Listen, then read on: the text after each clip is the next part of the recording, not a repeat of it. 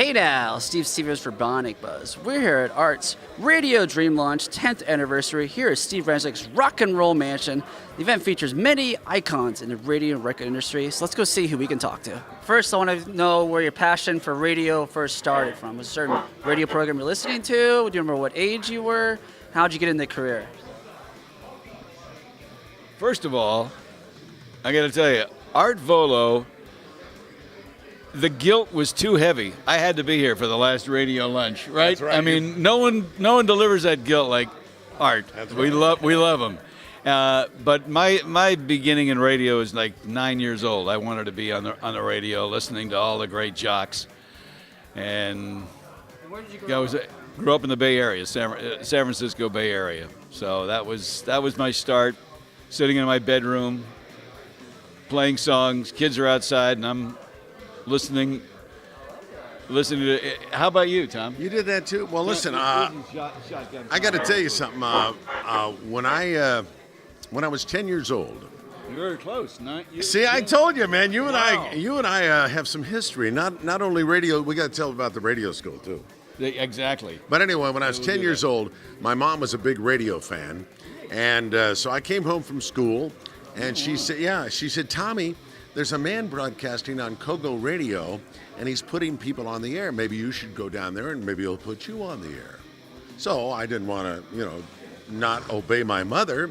So I got on my bike and I rode down, and there was this guy in a trailer on Kogo Radio, Kogo remote unit. His name was Frank Thompson. And I was looking inside, and I saw 2 turntables and a microphone, and he had, glasses on, just like they did in those days. And so he saw me gawking in, looking at him, and he says, this is Frank Thompson on KOGO. We have a young man looking in the Kogo Mobile Studios. Come in, young man. What's your name? My name is Tom. Well, what school do you go to, Tom? Well, I go to St. John of the Cross Catholic School. Well, Tom, I've got 4 tickets to see the LA T-Birds when they come to town at Westgate Park. Oh, congratulations to you. And I was so fascinated that I went home. My mom heard me on the radio. Really? That was Yes. a great story. Yes, and Wow. so I built my own little radio station, kind of like what you did, Dave. Same thing. And then I was a groupie of this guy. I followed him all around because he was the guy that did all the remote broadcasts. And Frank Thompson was a disc jockey at that time, but Frank became a very important newsman later on. He was news director for many years at KJR in Seattle. Sure. And it was Frank Thompson, KJR at Constant Contact News. So anyway, Frank became a great friend of the family, and Frank passed away, I think it was about 6 years ago. But we kept in contact. What a memory. Yeah, I love the guy. What a memory to have. Yeah. I mean, to be able to, funny because you were starting before radio. When I was just about, I guess 5, 6, I would do like imitations. I would sing. It was like a novelty act. I had I would on TV with a radio guy. Wally King in San Francisco, who was a big jock at the time. I had no idea what was happening. I would sing, go on opening up shopping centers and Mickey Mouse Club and all this other stuff, Well, just singing. tell So them how we it's met. kind of like, and we How'd you guys meet? I didn't mean to. we met getting something that no one today probably knows what the hell it is and could care less. The The FCC first class radio license that. Nobody has any license. You couldn't get a job without getting that first. And what year was this? This was 68. 1968. Yeah. But you were 7. I was I think in- 8. I was in. We were- Anybody No, we were. in the Bay Area? This was this. actually it's in Huntington Beach, California. Yeah, and we And- had That's where I live now. and the Oh school. yeah, well, it was on Warner Avenue. Okay. Warner Avenue. As a matter of fact, keep talking. Oh, I you just know- have you know, I Huntington just happen to Beach. have a picture of the place. Go ahead and keep talking. So the man that ran the school, he and his wife, William Ogden, and he was like a Marine drill sergeant kind of a guy that just Right. basically said, you'll love a couple of these stories because he would basically just say, I hate radio people, but you guys I'm gonna get you that license. You're gonna know how to do these formulas, go down, take the test. Shotgun during our breaks, we would have these little breaks where his wife would bring out a tray of coffee, iced tea, and he would take your hand, vote. Yeah. Coffees, get them high. Right. Iced tea, get them. Yeah. And she would wheel it out during the break. Tom would go over to the blackboard and write up, I just want to play the hits. That's it. That's all I want to do. I just want to play the hits. And he would come back in and go, who wrote this? You're not going to play any hits unless you learn this stuff. You got to learn these formulas, And That's right. It was like a funny kind of a thing. But this guy was really famous because a lot of radio people that we knew hanging around radio stations, you in San Jose, me in San Diego, you had to have a first-class license, and we'd ask, where did you get yours? Well, I went down to Ogden's radio school, and that's how we. If they did it, we did it. And some of these schools would just teach you just memorize the answers. We didn't do that. We actually had to learn how to run these formulas. Here's the back of the school. You can email that to me. I'll add it to the Yeah, I will. But there's the back of the school. Yeah, and then here. classes at the school. Now watch. This was 8 weeks. 8 weeks. It was that's eight weeks, 7 days a week. There was no. You get a dinner break, a lunch break, and a dinner break, and it was nighttime, day and night for 7 days a week, and lived there. So this is probably a TMI, but we'll go there anyway. This may be. We would be in a bathroom. Yeah, we would. You hear the echo sound, and we be in wanted, different we stalls. wanted to be on the air. We wanted to be on the air. Tom would be the newsman. Yes. As J. Paul Huddleston. This is J. Paul Huddleston, KHJ 2020 News at 20 minutes after 2. But they would end a newscast. They would end a newscast with the date of that day, and that's what's happening today, January 22nd, or this would be summertime, so it would be July 22nd, 1968. Then they'd go back with an oldie with a timpani sound, and the jock would come on. So he would be the newsman. Right. He would say, that's what's happening. Then I'd come on and go, July 28th, 1964. It'd be like. People thought we were cuckoo, man, in a bathroom with the echo, and it was nuts. But it was wonderful. It was great. Yeah. And then, of course, he got to work at KFRC. I got to work at KCBQ. We got to work together at KFRC. We worked together at KFRC. Yes, we were. This was 80s? 84. Yeah. 84, yeah. 80, yeah. We got to do a remote in what they call the KFRC remote unit called the Sturgeon. Yeah. And I believe that we were at Union Square. Yeah, exactly. Yeah. And by the way, you can check that out on and you were in the studio, too. You were in the studio. I was in the studio, too, yeah. But, I mean, if you want to see this guy in action and me, go to YouTube and KFRC, and it'll be there.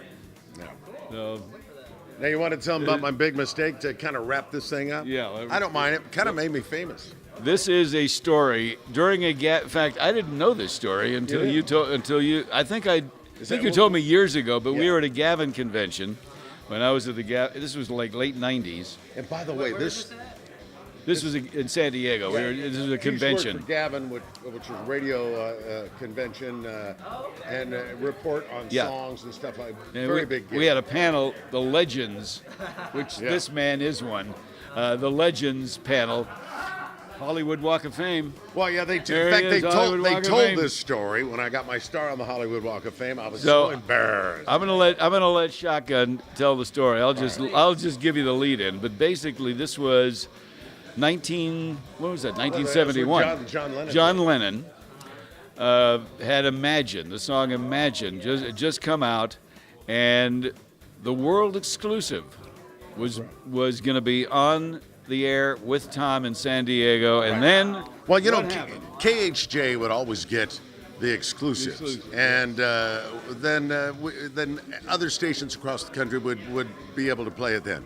So my boss, Buzz Bennett, said, listen, I'll tell you what, we're going to do a whole promotion when John Lennon's song comes out, and we'll pick it up at PSA Airlines. It comes in on an acetate. They'll fly it in. We'll have an Arbid truck drive it out to the radio station. We'll give you TV coverage. It'll be a really big deal if we get to play it first before KHJ.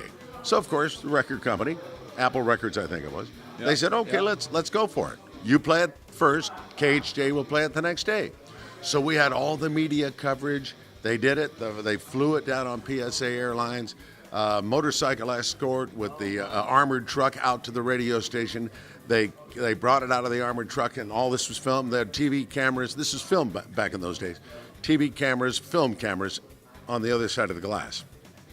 Well, we never knew when it was going to come out. We were plugging the fact that KCBQ is going to be playing the brand new John Lennon song. And we don't know when it's going to come. That's right. Hammered over and over For a again. whole month. For a whole month. Probably every 20 minutes. Right? I mean, this yeah, was big major. deal. This was a major event. So we had the world exclusive. So anyway, it came in on my show. They put the acetate on cartridge, and they hand wrote the title. They didn't type it. They hand wrote it. They gave it to my intern. He brought it in to me. And now I'm a little nervous. I see the TV film cameras on the other side of the glass. My heart's beating fast. And I'm going to be able to play the brand new John Lennon song. Here it is. For the world. And I said, right here on KCBQ, the brand new John Lennon song. You folks are going to be the first people to hear this brand new song. And you've heard about us all month talking about that brand new John Lennon song. And it's here now. That brand new John Lennon song that you've been waiting to hear. And I read it down there. That brand new John Lennon song right here on the Shotgun Tom Kelly Show, Imogene. It was Imagine. They wanted to kill me. They wanted to choke me like a chicken. Anyway, it was a big mistake, but if it had come off great, nobody would ever be talking about it. And that's why they talked about it on my Hollywood Walk of Fame deal. Classic story. Yeah. You told that in the Walk of Fame. Well, Johnny K did. Johnny You know, K. he always Johnny K's my program director. He always likes to embarrass me. Well, the video that I love to see is you driving in. That video from the Oh, early yeah, yeah. 70s. Yeah, that's also on video of YouTube. Shotgun. Oh, that YouTube video. Yeah, that was when I was at KGB. What a time capsule of that era. That's also film. That was film. It's great. It's really cool. Have we talked too long? Yeah, we probably have. Gone forever. You were just in the Hollywood Christmas parade. Oh, you were? Yes, I was in the highway patrol car, the Broderick Crawford highway patrol car, and now I have a new addiction, and you know about it. HO model trains. You know Rod Stewart's into trains. Yes. You know. Have you seen his layout? No, I'd love to see his. Yours. That's the clip you got to see. It's on YouTube. Unreal.